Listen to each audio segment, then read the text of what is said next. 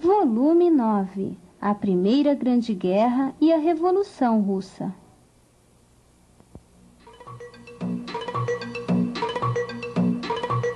O século XX é, na verdade, o século da velocidade, da rapidez. Mas vamos parar um pouco esse ritmo alucinante e voltar ao fim do século XIX para conhecer os últimos movimentos que fecharam esse século. Como dissemos no volume anterior, na Revolução Industrial, uma grande parcela de trabalhadores do campo migrou para as cidades, fugindo do desemprego nas áreas rurais.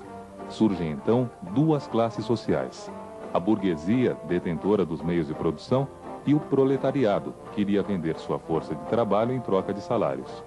Porém, com a abundância de mão de obra, esses trabalhadores tinham que se sujeitar a abusos da burguesia, como baixos salários, jornadas diárias que duravam de 14 a 16 horas, péssimas condições de trabalho e nenhum direito de reclamações.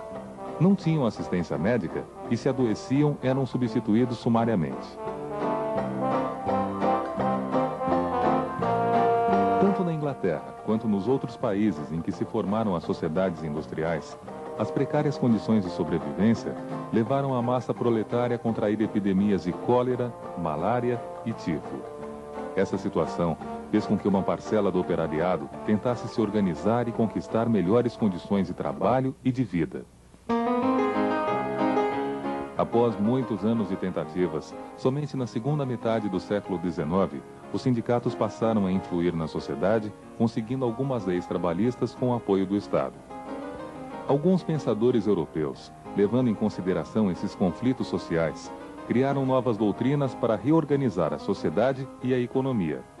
O socialismo utópico de Saint-Simon, Fourier e Robert Owen, o socialismo cristão do Papa Leão XIII e o socialismo científico de Marx e Engels, que mais tarde iria influenciar os revolucionários russos em 1917.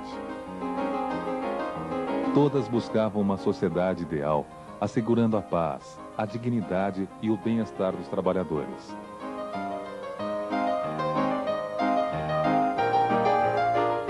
Mais uma vez no século XX, uma nova ordem mundial estaria por vir a partir dessas novas ideias, marcando novos tempos na história da humanidade. As revoluções liberais do século XIX.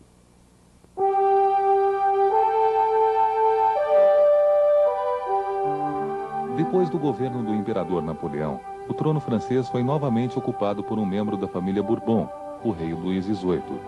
Governando com moderação e apoiado pela burguesia, tinha uma política liberal. Após sua morte, porém, em 1824, sobe ao trono Carlos X, que fazia parte do grupo dos ultra-realistas, ou seja, daqueles que queriam a volta do absolutismo. Assim, Carlos X baixa decretos dissolvendo a Câmara, que era leal, tira o direito de voto da classe média, acaba com a liberdade de imprensa e beneficia a nobreza com diversos privilégios.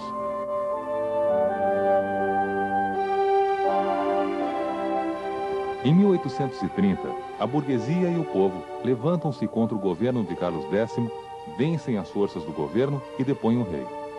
Com uma monarquia constitucional, assume um nobre, porém com tendências liberais, Luís Filipe, o Duque de Orleans. Esse movimento revolucionário liberal tem consequências por toda a Europa. A Bélgica livra-se da Holanda e a Polônia, Itália e Alemanha já apresentam movimentos liberais. Surge o nacionalismo visando a unificação política dos povos de mesma origem e cultura e desenvolvem-se as noções de liberalismo e socialismo.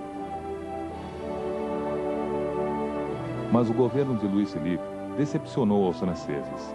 As más condições de vida da classe operária, a crise no campo, a corrupção e a dominação política da alta burguesia provocaram outro levante do povo.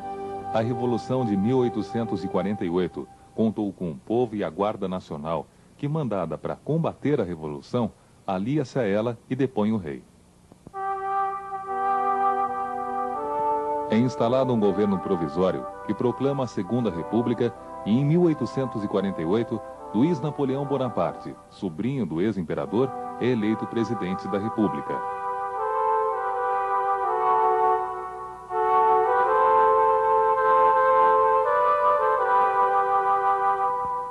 Em 1852, com um golpe de Estado chamado de 18 Brumário de Luiz Napoleão, ele torna-se o imperador Napoleão III e instala o Segundo Império na França, que duraria até o ano de 1870.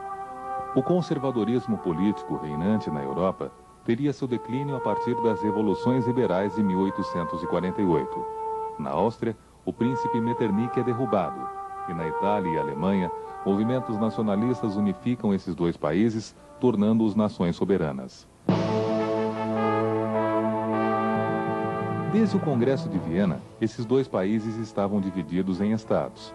Na Itália, somente os reinos da Sardenha e Piemonte eram independentes. Veneza e Lombardia estavam sob domínio austríaco. Parma, Módena e Toscana eram governadas pelos Habsburgos. O reino das Duas Sicílias estava sob o governo dos Bourbons e o Estado Pontifício sob domínio do Papa. A luta a favor da unificação começou em 1848, mas somente em 1861, após muitos anos de luta, essa unificação concretizou-se e um parlamento elegeu Victor Emanuel II como rei da Itália. Em 1866, tropas da Itália e Prússia vencem os austríacos e ocupam Veneza. Roma seria anexada em 1870, depois que o Papa Pio IX perdeu a proteção militar de Napoleão III.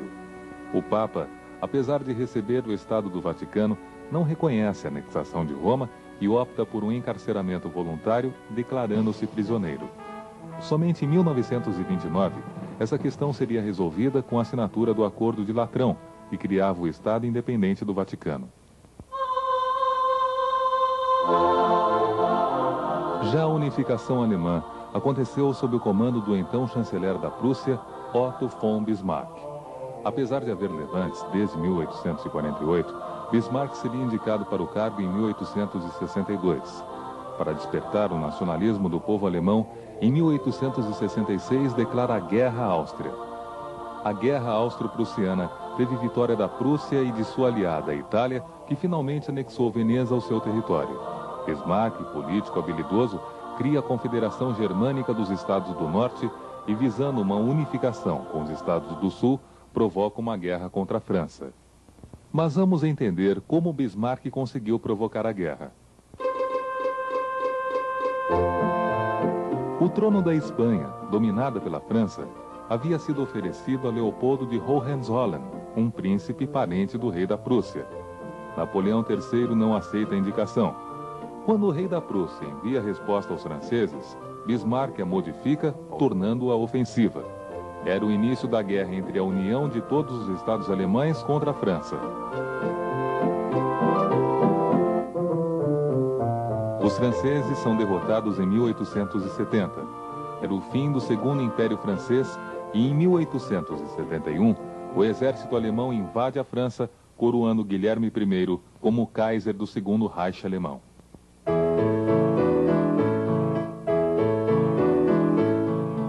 O Tratado de Frankfurt, que põe fim à guerra, é assinado no mesmo ano, anexando a Alsácia-Lorena ao território alemão.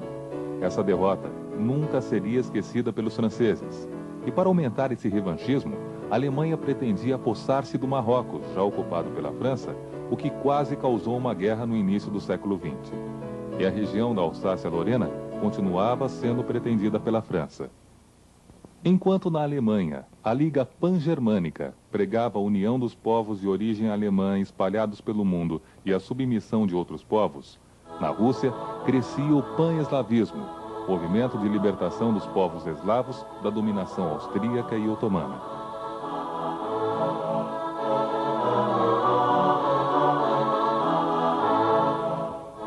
Choques de interesses imperialistas entre Alemanha, Rússia, Inglaterra e Áustria denunciavam que seria o mais violento conflito acontecido até então, a Primeira Grande Guerra Mundial.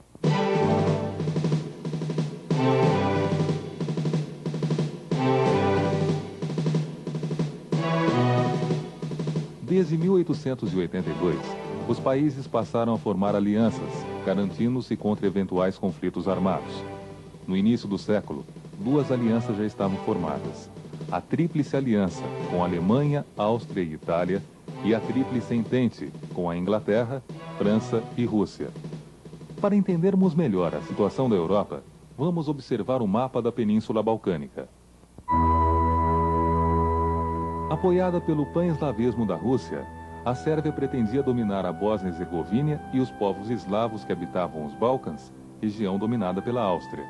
Porém, a Áustria iria anexar a Bósnia-Herzegovina, atrapalhando os planos sérvios de expansão e aumentando a tensão na região. Os países europeus preparavam-se militarmente para uma guerra. A indústria bélica trabalhava rapidamente, produzindo um arsenal suficiente para atender os exércitos. 28 de junho de 1914. O herdeiro do trono austríaco, arquiduque Francisco Fernando, é assassinado em Sarajevo, capital da Bósnia, por um nacionalista sérvio. Um mês depois, a Áustria declara guerra contra a Sérvia. As alianças entre os países são então acionadas. É o começo da Primeira Guerra Mundial.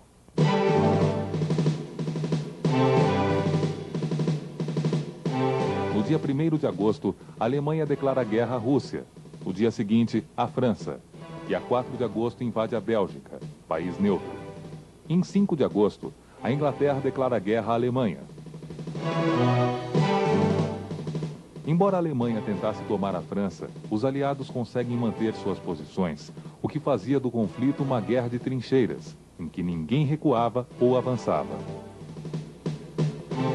Em 1915, a Tríplice Entente foi reforçada pela Itália, ex-aliada da Alemanha e da Áustria. A Rússia resolve sair da guerra em 1917, ano da Revolução Russa, que veremos com detalhes ainda nesse volume. E nesse mesmo ano, os Estados Unidos entram na guerra com tropas bem treinadas e com grande quantidade de armas e munições, depois de terem seus navios afundados por submarinos alemães. E isso iria mudar a guerra. As vitórias da Tríplice Entente fazem com que os países aliados da Alemanha comecem a se render. Na Alemanha, o Kaiser Guilherme II é deposto e é proclamada a República de Weimar. Em 11 de novembro de 1918, os alemães depõem as armas e acabam se rendendo. Em 1919, é assinado o Tratado de Versalhes, acabando de vez com a Primeira Grande Guerra. Esse tratado determinava que a Alemanha deveria pagar indenização de guerra aos vencedores e ficaria proibida de formar um grande exército, além de manter e fabricar armas. Teria ainda de entregar a Alsácia-Lorena e a exploração do carvão de Sarre para a França. Além disso, a Alemanha teria de entregar seus navios mercantes, submarinos, carvão, máquinas, materiais para a reconstrução da Europa e uma parte de sua criação de gado.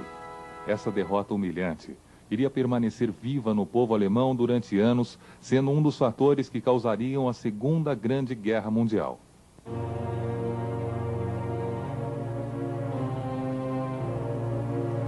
A Primeira Guerra Mundial deixou um saldo trágico.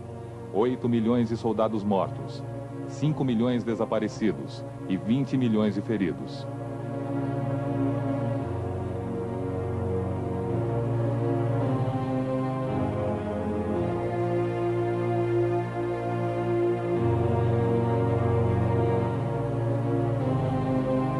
Os massacres, a fome, as epidemias mataram 9 milhões de civis.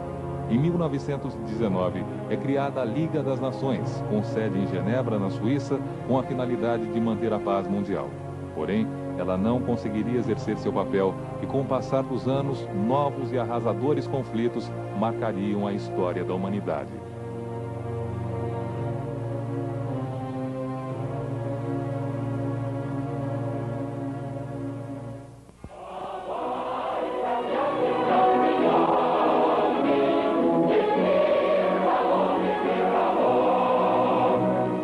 Outubro de 1917. Milícias populares, proletariado e soldados marcham em Moscou, marcando uma nova etapa no panorama político mundial, dividido agora em dois blocos, capitalista e socialista. O absolutismo monárquico dos czares do século XIX fez com que a Rússia entrasse no século XX numa grande crise econômica. A pobreza e a miséria nas cidades, onde o processo de industrialização só começou em 1881, e o regime semifeudal no campo, faziam com que o socialismo científico de Marx e Engels crescesse entre o proletariado.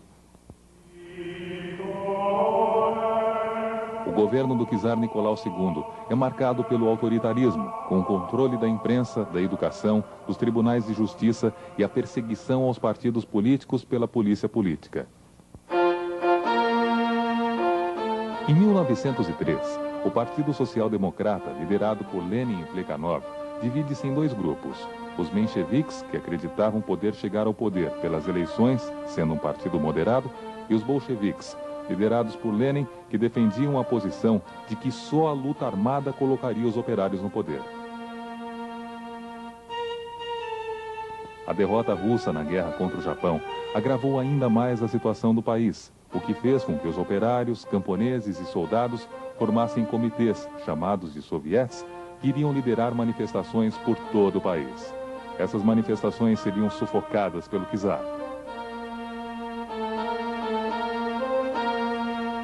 A entrada do país na Primeira Guerra Mundial iria transformar o despreparado exército russo num exército de desempregados, com aumento da inflação, falta de alimentos e alta do custo de vida. Os bem armados e preparados exércitos alemães derrotavam os exércitos russos, matando milhões de soldados. A situação social e política do país deixava os russos revoltados. E em março de 1917, o movimento revolucionário explode, forçando Nicolau II a abdicar e instalando um governo provisório conduzido pelos mencheviques. Como as mudanças exigidas pelos bolcheviques não são realizadas, as agitações camponesas e operárias continuam.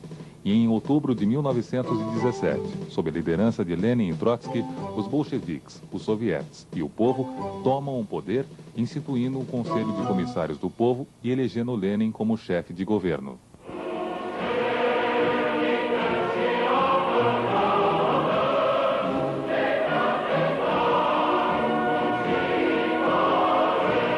Assim, as indústrias passam ao controle dos operários, as terras da igreja e dos contra-revolucionários são distribuídas aos camponeses e a iniciativa privada é proibida.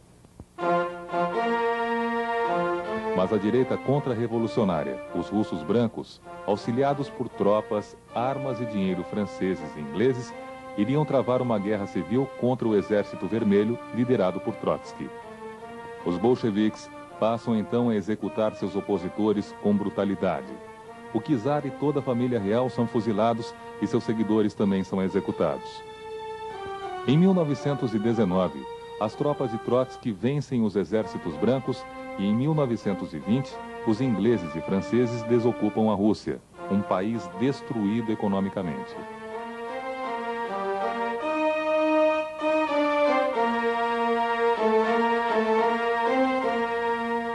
Foi necessária uma nova reorganização econômica e os bolcheviques implantam o NEP, nova política econômica que implantava práticas capitalistas, como a abertura de empresas privadas, a entrada de dinheiro estrangeiro no país, venda de produtos em mercados livres e pagamento de salários. Com a morte de Lenin em 1924, começa uma luta de poder entre Trotsky e o secretário do Partido Comunista, Joseph Stalin. Stalin acabaria por vencer Trotsky, que fugiria para o México, sendo assassinado em 1935.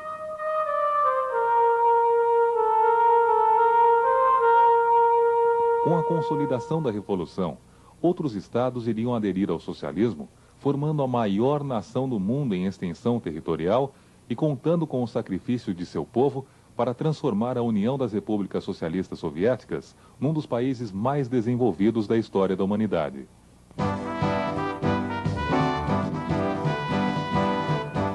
Enquanto a Europa e a Ásia contabilizavam as perdas resultantes da Primeira Guerra, do outro lado do mundo, os Estados Unidos ainda contavam as riquezas acumuladas com o conflito. Tendo em vista que as nações industriais como a Inglaterra, a Alemanha e França estavam diretamente envolvidas na guerra, com batalhas dentro de seus territórios, a indústria americana cresceu extraordinariamente.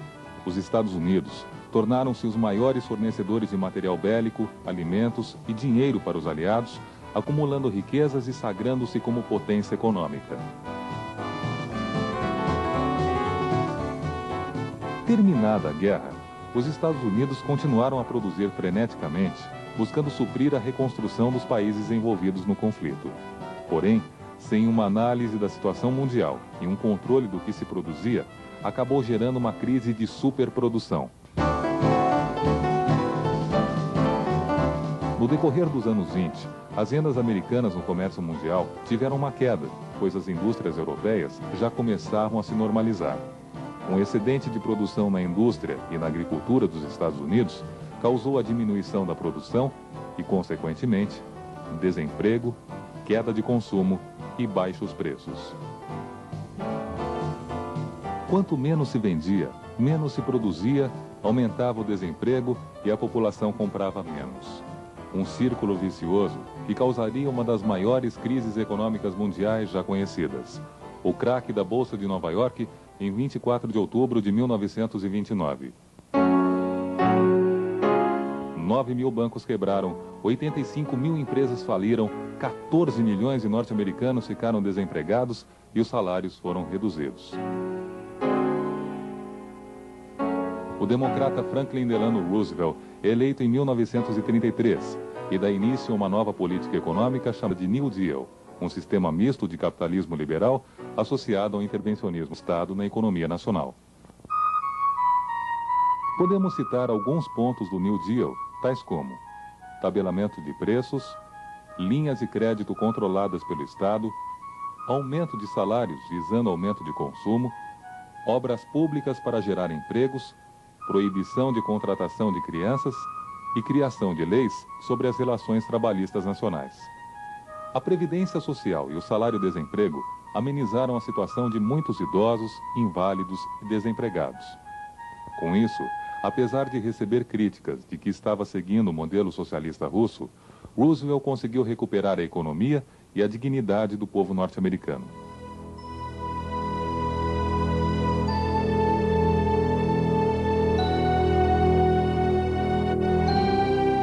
O pós-guerra mundial apresentou muitas consequências econômicas e, desta forma, mudanças radicais na sociedade e na política.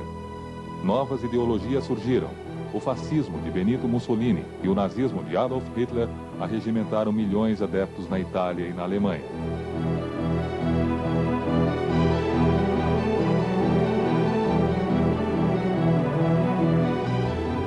Os ditadores nazifascistas iriam em busca da dominação de outros povos e uma segunda grande guerra mundial seria inevitável.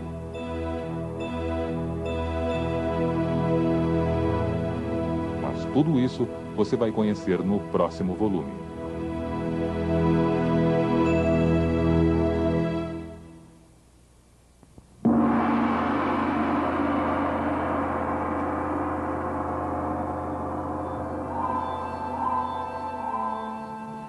O fim do século XIX apresentou diversas revoluções na política e na sociedade, prenunciando o que seria o século XX.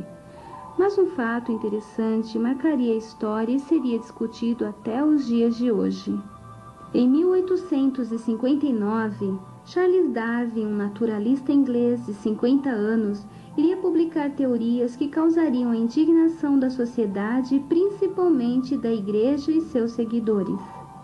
Seus livros, publicados na segunda metade do século XIX, demonstravam que as espécies, por meio de uma adaptação lenta, passadas de geração a geração, produziam indivíduos diversificados, de acordo com sua capacidade de adaptar-se ou não ao ambiente em que vivem.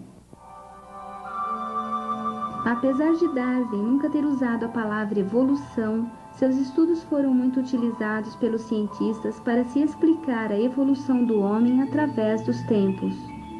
Assim, passou-se a estudar fósseis encontrados por todo o mundo, a fim de se descobrir de onde nós, os homens modernos, teríamos surgido. Do Australopithecus afarensis até o Homo sapiens sapiens, ocorreu uma evolução de cerca de 3 milhões de anos. Dessa forma, podemos dizer que o homem e o chimpanzé são parentes próximos. Essa afirmação é a questão mais polêmica da história do estudo da evolução. Charles Darwin, na verdade, afirmou que homens e macacos têm a mesma origem, e a afirmação de que o homem descende de um símil veio depois. Apesar dos cientistas tentarem explicar a origem do homem e a Igreja dar a sua versão, com a criação divina da Terra e dos homens, essa é uma discussão que atravessa os séculos e ainda vai gerar muitos estudos e debates. Mas, sem dúvida, a origem do planeta Terra, das plantas, dos animais e do homem continua sendo o maior enigma da história da humanidade.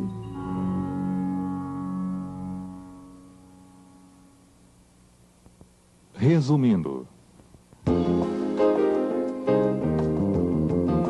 no século XIX, o proletariado passa a reivindicar seus direitos através dos sindicatos.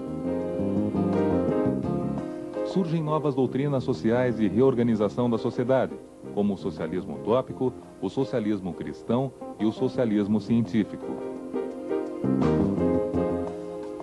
Dentre os movimentos nacionalistas, podemos citar a unificação da Itália e da Alemanha no fim do século XIX. A Primeira Guerra Mundial durou de 1914 a 1918, mas a paz só foi firmada em 1919 com o Tratado de Versalhes. Formaram-se duas alianças, a Tríplice Aliança, formada por Alemanha, Áustria e Itália, e a Tríplice Entente, formada por Inglaterra, França e Rússia, sendo esta última vitoriosa. A Revolução Russa, em 1917, derruba o czar Nicolau II e instala o regime socialista no país.